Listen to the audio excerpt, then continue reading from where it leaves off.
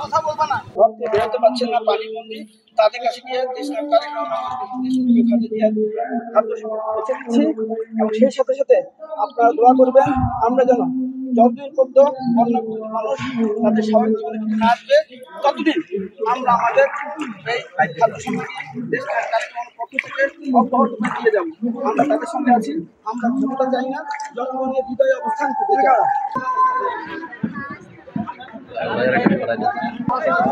আজকে আমরা রামগঞ্জবাসী তথা লক্ষ্মীপুরবাসী আজকে আমরা যারা শহীদ তারা সারা বাংলাদেশ শহীদ প্রেসিডেন্ট জিয়াউর রহমানের আদর্শ নির্দেশনায় আমরা আপনাদের মাঝে এসেছি। প্রিয় নেতৃবৃন্দ, এই চণ্ডীপুর ইউনিয়নের নেতৃবৃন্দ, মা ও বোনেরা, আপনারা জানেন বাংলাদেশ জাতীয়তাবাদী দল বিএনপি জনগণের দল।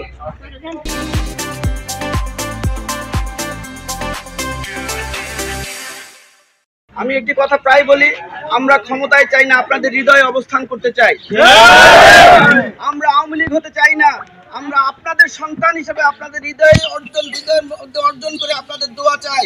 আপনার দেশকে বেগম খালেদা জিয়ার জন্য দোয়া করবেন, দেশ নায়ক তারেক রহমানের জন্য দোয়া করবেন।